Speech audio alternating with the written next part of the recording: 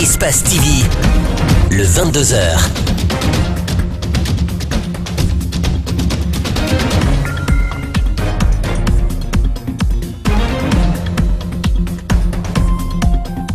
Vous regardez Espace TV, c'est un plaisir de vous retrouver, mesdames et messieurs, bonsoir. Et tout de suite, les titres de cette édition d'information.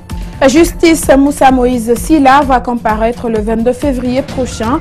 Comparu ce jeudi au tribunal de Mafanko, le journaliste accompagné de ses avocats a répondu ce jeudi à cette audience qui a aussitôt été renvoyée par le juge en charge du dossier. Cela fait 47 ans que l'association des victimes du Kambouaro demande justice à l'État et la non-répétition de ces événements tragiques qu'ont connus les Guinéens du premier régime. Au cours de cette journée commémorative, plus de 80 personnes victimes de pendaison ont été pleurées. À Bardanetchia, nouveau mur où échouent les espoirs de dizaines de migrants à tenter la traversée du col de l'Échelle entre l'Italie et la France. Arrivés par bateau en Italie depuis l'Afrique essentiellement, ces migrants risquent leur vie sur une route de montagne non déneigée pour poursuivre leur rêve à la France. Bienvenue à tous et merci de vous informer sur Espace TV. Le procès de Moussa Moïse Silla est renvoyé au 22 février 2018. Comparu ce jeudi au tribunal de Mafanko, le journaliste accompagné de ses avocats a répondu à cette audience qui a aussitôt été renvoyée par le juge en charge du dossier. Après la demande des avocats au juge de surseoir à statuer et renvoyer l'affaire devant la Cour constitutionnelle. Un reportage Abdourahmane Ba et Abou Kouria Kourouma. Dès l'entame de cette audience, les avocats chargés de défendre Moussa Moïse Silla demandent au juge de se déclarer incompétent et renvoyer l'affaire devant la Cour constitutionnelle. Mais comme on pouvait le pressentir, le parquet revient à la charge en demandant l'annulation pure et simple de cette requête. Mais après quelques heures de débat sur la forme, les avocats de la défense reviennent sur la dite requête. Comme en vertu de l'opportunité des poursuites, le ministère public a décidé lui-même de poursuivre cette fois sur la base de la loi sur la liberté de la presse, nous avons renoncé à l'exception qu'on avait soulevée et on a demandé à ce qu'il y ait les débats au fond. La partie civile, quant à elle, se réjouit de la décision de poursuivre les débats tout en fondant espoir sur le bon déroulement du procès. Mohamed Traoré est sûr que M. Moussa Moïse Silla n'a rien fait. Pour lui, il n'a rien fait. Il veut démontrer, en allant au fond, que son client, le journaliste, n'a absolument commis aucune infraction. Pour lui, il faut aller au fond dans l'affaire et en ce moment, il va démontrer que son client n'a rien fait. Je pense que c'est pour ça qu'ils ont renoncé à l'exception. Le 22 février prochain, les questions de fond seront à l'ordre du jour dans ce procès qui met en cause le journaliste Moussa Moïse Silla, accusé de révélation de secrets défense. 25 janvier 1971, 25 janvier 2018, cela fait 47 ans que l'association des victimes du Kambouaro demande à l'État la justice et la non-répétition des exactions et tueries faites pendant le premier régime. Au compte de cette journée commémorative, les victimes ont toujours les mêmes réminiscences et pleurent la mort de plus de 80 personnes victimes de pendaison. Djibril Ba. C'est le point de ralliement des victimes du Kambouaro. Elle prévoit de déposer une gerbe de fleurs sur le pont, derrière moi, un pont qui est symbolique. Et après ça, les victimes continuent leur marche jusqu'au camp Boiro.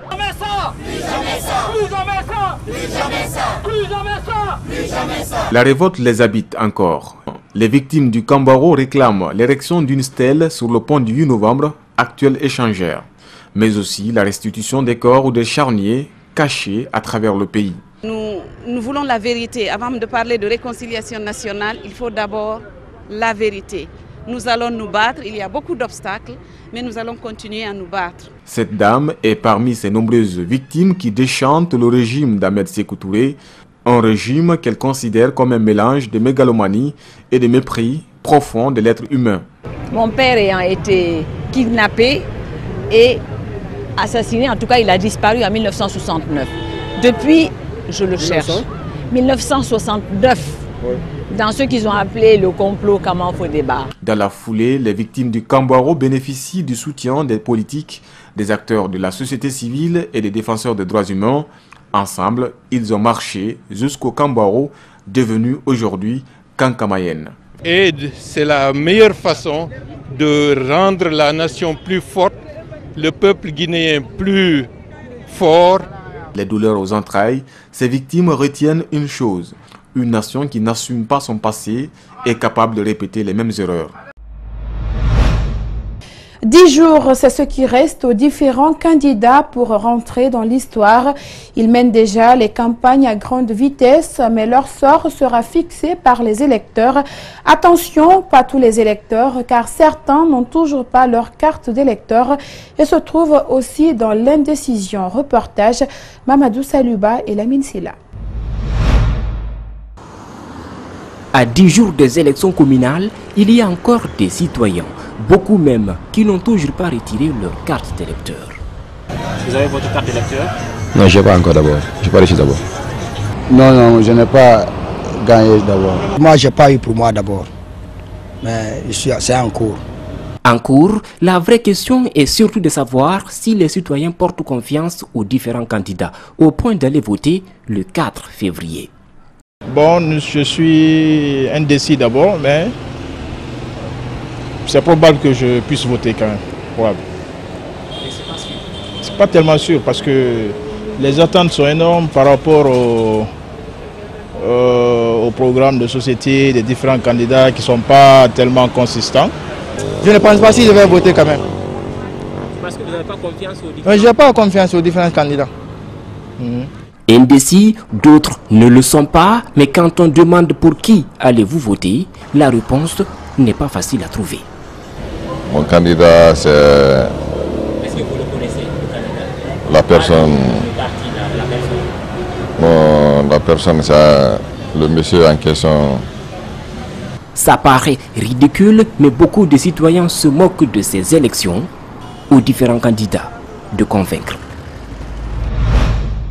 Conakry est l'une des capitales les plus sales de la sous-région et cette situation n'est un secret pour personne. Les candidats aux élections communales du 4 février prochain promettent de trouver une solution adéquate à cette problématique devenue un cauchemar pour les citoyens. Mais comment le sujet est abordé par les différents candidats? Suivez ce reportage de Malik Sangane Kamara et de Ibrahima Souri Kamara.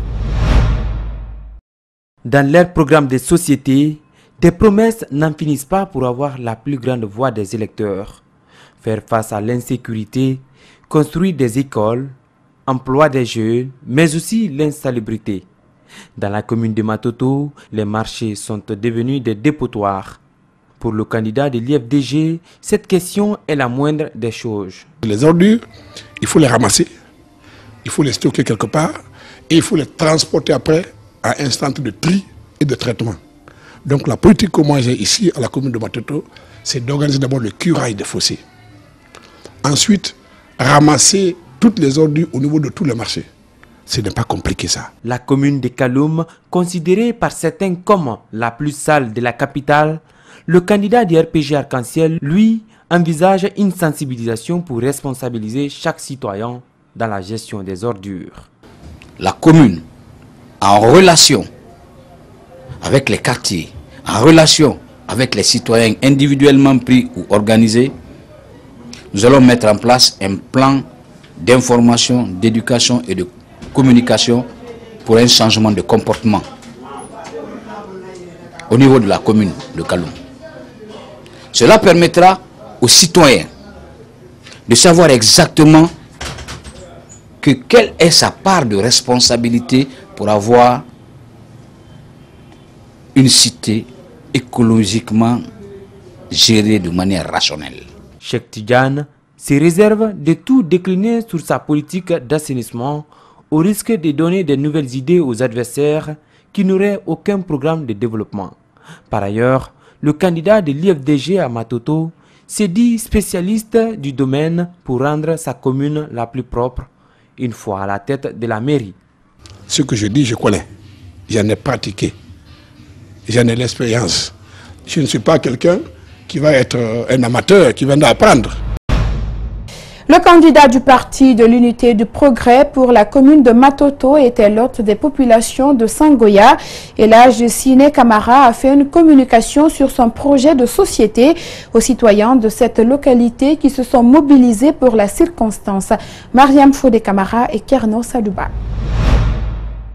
Venus de plusieurs quartiers de la commune de Matoto, les citoyens de Sangoya ont réservé un accueil chaleureux à leur candidat.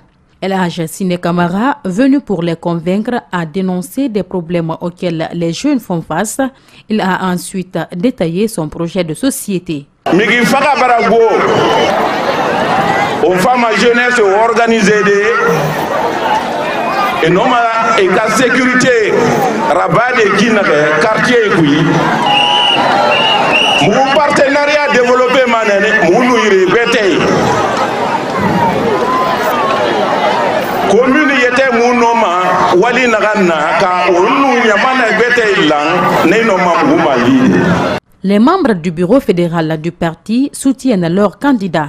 Par la voix de leur porte-parole, ils s'engagent à voter massivement pour lui. Les militants et militantes du PUP vous rassurent de leur soutien indéfectible et total pour la cause de ce parti et s'engagent à voter massivement pour leur candidat Elhaj Siné Camara. La prestation de quelques artistes en herbe a mis fin à la rencontre. La campagne pour les élections communales est aussi une période propice pour les affaires afin de se faire de l'argent. Pour certains corps de métier comme la sérigraphie ou la calligraphie, de nombreux t-shirts, casquettes et autres articles à l'effigie des partis politiques sont confectionnés pour battre campagne. Reportage Mamadou Boy Diallo et Lamine Silla. Nous sommes en campagne électorale.